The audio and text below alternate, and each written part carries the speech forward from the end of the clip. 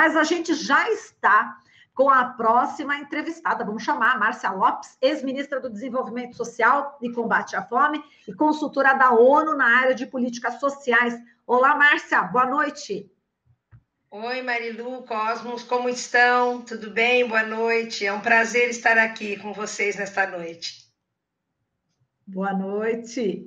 Prazer é o nosso. Márcia, o Programa Mundial de Alimentos das Nações Unidas recebeu o Prêmio Nobel da Paz por sua atuação de combate à fome no mundo diante da pandemia da Covid-19. A fome está no centro aí do debate político no mundo inteiro. Aqui no Brasil, já tínhamos saído do mapa da fome da ONU e voltamos com o agravamento, inclusive, da situação durante a pandemia. Os integrantes do programa, vencedor do Nobel da Paz, alertam para uma pandemia da fome no mundo e uma onda também de conflitos e turbulências sociais. E o representante do Brasil nesse programa, o economista Daniel Balaban, ele alerta que o país pode voltar ao mapa da fome por causa da crise econômica e da regressão das políticas sociais do governo Bolsonaro. Mas, de acordo com o IBGE, o Brasil, que estava fora desse mapa desde 2014, retornou ao mapa em 2018, com 5% da população passando fome, e em 2013 esse índice chegava a 3,6%. Eu queria que você comentasse esses dados e o retrocesso que a gente está vivendo e muitos morrendo aqui no Brasil, evidentemente. Isso mesmo, Marilu. A gente, na verdade, não gostaria, né, de ter que voltar a este tema, porque eu tive a honra de participar do governo do presidente Lula por 5 anos, durante os anos de 2004 a 2007, depois de 2010 como ministra, e, sem dúvida, o Brasil foi olhado que tinha encontrado estratégias, que tinha encontrado, né, o caminho e o seu rumo no sentido de superar a fome. Mais de 40 milhões de pessoas, de fato, saíram da pobreza. Não é? Este prêmio Nobel, ele pode tranquilamente ser comemorado por nós brasileiros, né, porque tivemos o Graziano como diretor-geral da FAO de 2012 a 2019, e que a gente sabe, né, o quanto ele pautou essa questão do Fome Zero, até porque ele foi o primeiro ministro, né, da área de segurança alimentar e nutricional no Brasil. E eu tive também a oportunidade de estar em países da África e América Latina e Caribe, depois de 2013, e todos os nossos programas na área de segurança alimentar e nutricional, o nosso cadastro único, transferência de renda, as estratégias de atuação nas comunidades com os CRAS, foram levados a esses países. Então, nós vibramos quando nós temos aqui no Brasil o Centro de Excelência, dirigido pelo Daniel Balaban, que é o órgão similar, né, ao Programa Mundial de Alimentos. E é claro que isso mostra, inclusive, a visão que as pessoas têm quando têm discernimento, não é? Quando têm inteligência de premiar uma iniciativa tão importante e que fez parte dos Objetivos do Milênio, que eu também, né, tive a honra de integrar junto com o ministro Dulce, e no Brasil, e no mundo afora, não é? E o Brasil, sem dúvida, foi o primeiro objetivo conquistado, foi o combate à fome e à pobreza. E agora integra os Objetivos do Desenvolvimento Sustentável. Então, é inequívoco, não é, essa discussão de que, sem dúvida, não há nenhum tipo de possibilidade de encontrarmos desenvolvimento pleno, de encontrarmos humanidade, de encontrarmos uma boa economia sem que as pessoas estejam bem alimentadas. E esse era o mantra do presidente Lula, não é? Ninguém no Brasil passando fome. E nós, felizmente, não é, com inúmeras estratégias, essa integração de mais de 35 ações do Fome Zero no Brasil fez com que chegássemos, né, a todos os cantos desse país, às capitais, às regiões metropolitanas, aos municípios muito pequenos, às comunidades indígenas, quilombolas, ribeirinhas, e enfrentamos essa questão da fome, fazendo chegar o alimento, criando leis, né, que alterassem a alimentação escolar, que implantassem a agricultura familiar da forma mais dinâmica possível. Os nossos programas de transferência de renda, enfim, nós, de fato, saímos da fome, saímos do mapa da fome. E agora é com muita tristeza que a gente vê os próprios organismos internacionais e também o IBGE, agora pela pesquisa de orçamento familiar, mostrando que mais de 10 milhões de pessoas no Brasil passando já em situação de insegurança alimentar grave.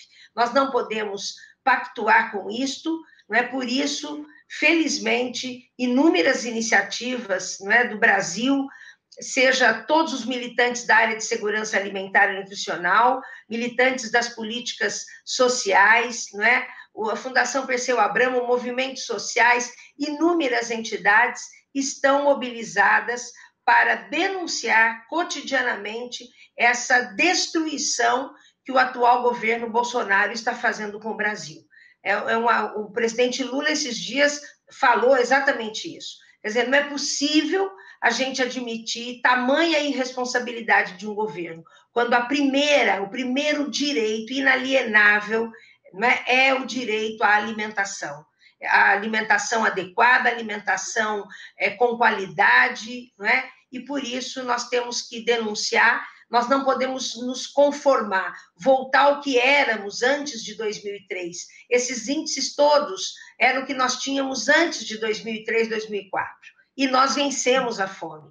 Nós articulamos o alimento com a produção, com a economia, com os sistemas de proteção, e hoje nós estamos vendo que, de novo, esse grande sofrimento humano recai mais fortemente nas regiões Norte e Nordeste, sobre os mais pobres, sobre os negros, sobre os indígenas, ou seja, um retrocesso absoluto que nós temos que denunciar e tomar medidas no sentido do seu enfrentamento.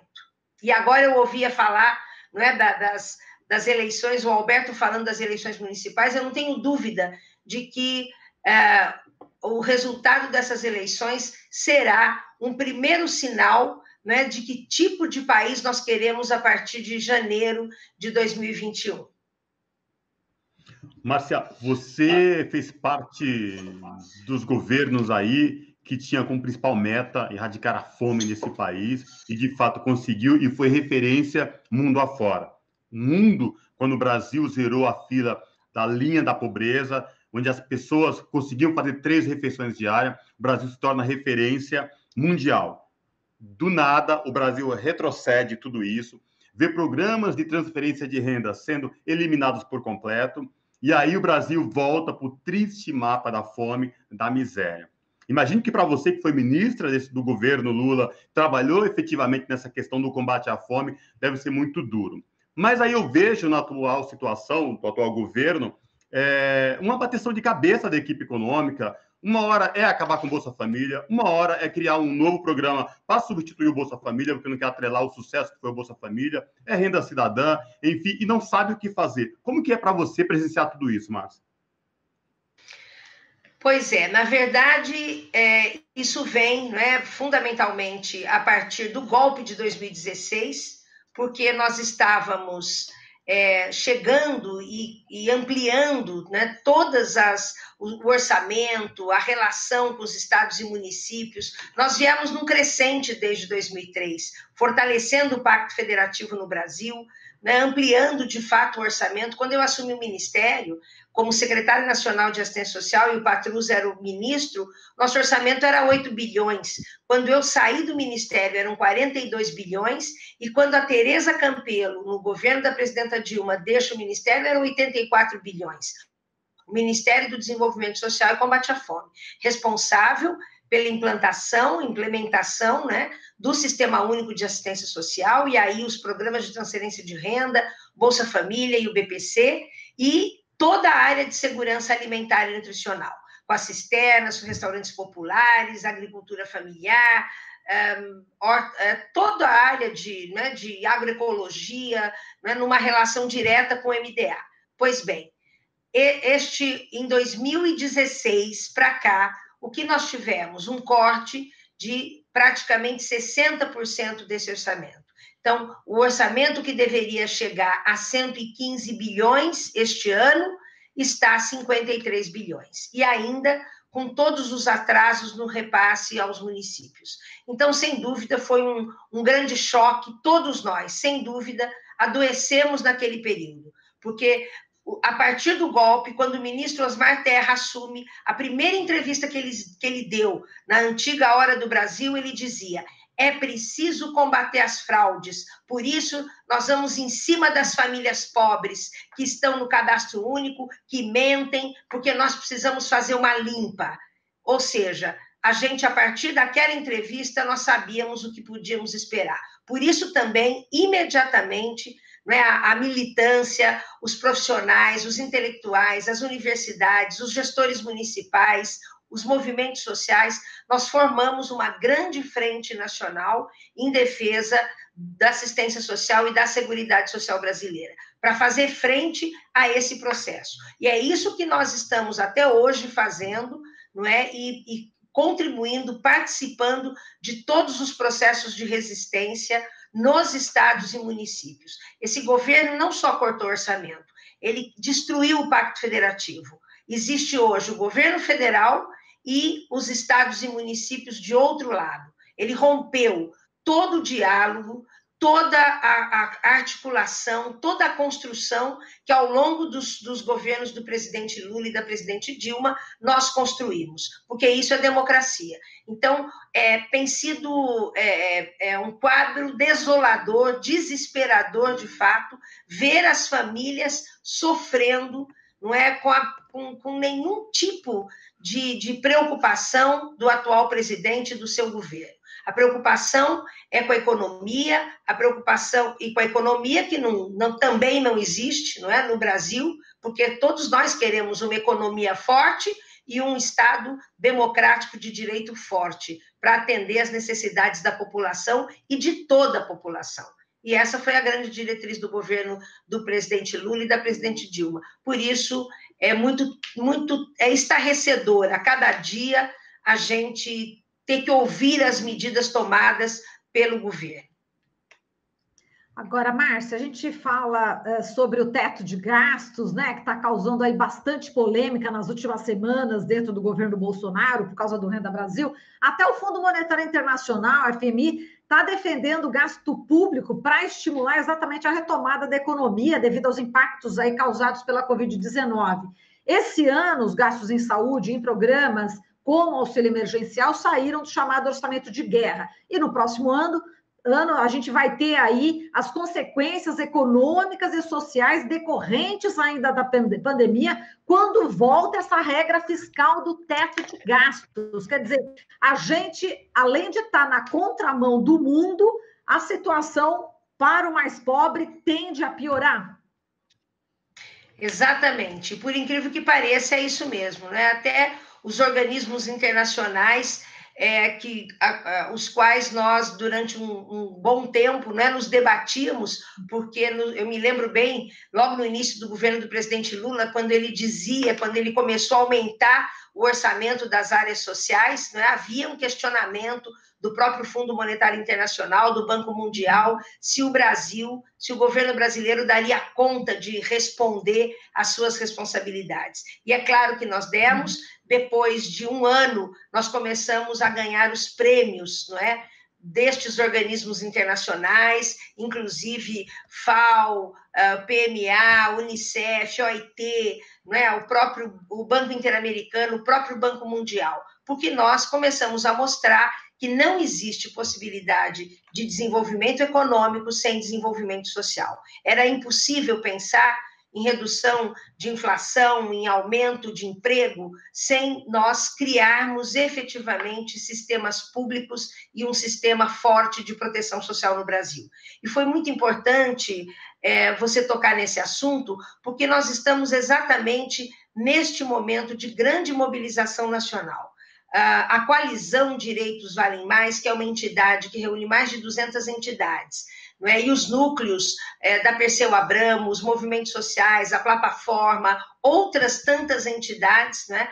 Nós estamos exatamente agora lançando um documento que chama o piso emergencial para as áreas essenciais do orçamento, da lei de diretriz orçamentária e o orçamento de 2021, reunindo saúde, educação, assistência social e segurança alimentar. É uma nota técnica absolutamente consistente e que ela faz exatamente esse argumento. Quer dizer, nós precisamos revogar a emenda 95, nós precisamos criar, estabelecer uma política tributária solidária, justa e sustentável. É implacável com cada brasileiro nós abrirmos mão do orçamento público para a proteção, para a garantia de renda, para oferecer serviços de qualidade nestas áreas, fundamentalmente. Então, é uma nota técnica muito consistente, depois eu faço questão de poder divulgar, que vocês nos ajudem a divulgar, as entidades podem aderir a essa nota, que já tem aí também o apoio das bancadas dos partidos de esquerda no Congresso, e que nós queremos convencer os nossos parlamentares a aderirem e a assumir a responsabilidade de lutarem para que, de fato, a partir do ano que vem, nós enfrentemos essa questão do teto dos gastos, sem o qual nós não conseguiremos enfrentar a grande crise pós-pandemia. Essa crise sanitária, econômica, social e política não acaba em dezembro, não acaba provavelmente nem em janeiro e fevereiro, nós não sabemos quando a pandemia acaba. E certamente, quando essa pandemia diminuir, as consequências dramáticas da desigualdade, da pobreza, da fome, do desemprego, elas estão a olhos nus para todos nós que atuamos de alguma forma nas políticas públicas, e aí os municípios brasileiros sentem de perto o que é isso, todos eles. Então, é fundamental que esse debate esteja colocado. Nós precisamos, os brasileiros todos precisam exigir uma política tributária solidária que tribute aos mais ricos desse país. Essa é uma luta muito antiga, mas é uma luta que toca na principal contradição, da elite econômica que nunca quis abrir mão da sua participação na maior contribuição, e no sentido de que, até hoje, nós falamos isso há muitos anos, que os pobres continuam pagando no mesmo nível os impostos e os tributos. Isso não é possível. É insustentável que a gente consiga sair dessa crise sem enfrentar seriamente, radicalmente e estruturalmente essa política tributária e fiscal no Brasil. Agora, Márcia, o cenário que a gente percebe com a tua equipe econômica do atual governo, Jair Bolsonaro, com seu ministro Paulo Guedes, é meio sombrio, Porque investimento social, praticamente zero, Reforma tributária solidária parece que foge do horizonte desse atual governo. E aí? Como fazer para melhorar essa situação? Pois não há dúvida, eu vi agora também, os que me antecederam falarem, a professora primeiro, depois, enfim, o Rafael, o Alberto, e, na verdade, eu não tenho dúvida de que essa mobilização nas eleições municipais, ela é uma ferramenta fundamental, Eu integro o Comitê Técnico da Assistência Social do Consórcio Nordeste, são 9 estados que reúnem quase 60 milhões de brasileiros, e também em relação ao Norte e Nordeste, nós bem sabemos como é que eles estão sendo tratados, há uma total discriminação, Nós temos lá um grupo que estuda o orçamento, a liberação de recursos e a forma como o governo federal trata o Nordeste. É um absurdo. Nós tivemos 74% a menos de entrada de recursos para as famílias do Bolsa Família só no Nordeste, em relação a todos os outros estados do Brasil. Então, e os depoimentos, a fala do Guedes é sempre essa, Eles só sabem falar do gasto social, jamais se referem, a gente nunca ouve, né, uma manifestação do ministro da Economia falar da sua preocupação com a vida do povo brasileiro, com as condições da vida do povo. É sempre um peso. Olha aí o auxílio emergencial, que deveria, não há dúvida nenhuma, e nós estamos fazendo a campanha pela manutenção dos R$600 até dezembro, né? E é claro que vai precisar muito mais tempo, não há dúvida disso. Ou então as pessoas vão morrer, não é da pandemia, vão morrer de fome, vão morrer, não é como nós estamos vendo o aumento da população de rua, o aumento das violências todas. Então é lamentável. O que nós esperamos é uma grande mobilização nacional, do ponto de vista agora já uma manifestação nas eleições, nós esperamos uma grande mobilização e pressão junto ao Congresso, nós ainda temos conseguido algum diálogo, não com o governo federal, porque o próprio Ministério da Cidadania, ele rompeu, ele não dialoga com os estados e com os municípios. A comissão tripartite, que são os gestores municipais e estaduais, que tem na saúde, que tem na assistência social, não é? Eles tiveram os diálogos simplesmente interrompidos, não é? E o governo diz claramente, agora aqui nós temos outra forma de tratar as questões do governo. É essa forma, né? Uma forma truculenta, é uma forma grosseira, é uma forma absolutamente desrespeitosa em relação às necessidades básicas da Constituição brasileira. É disso que nós estamos falando.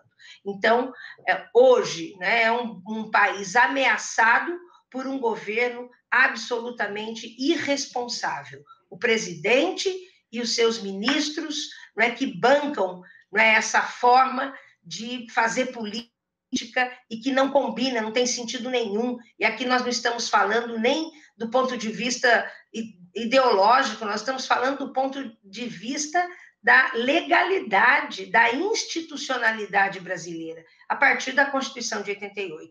Por isso, nós também estamos lá com um documento junto à ministra Rosa Weber, esperando, né, que esse processo agilize a declaração de inconstitucionalidade da emenda 95 e depois da revogação. Sem isso, nós temos aí, né, não temos praticamente brecha nenhuma para avançarmos. E que as nossas bancadas, né, parlamentares, seja na Câmara, seja no Senado, de fato, se atualizem a cada dia e sintam o que é ouvir uma mãe de família dizer que não tem comida para dar para o seu filho. Essa semana eu ouvi um membro do Conselho Nacional de Assistência Social, que representa os usuários, dizer que vendeu o seu celular para comprar comida.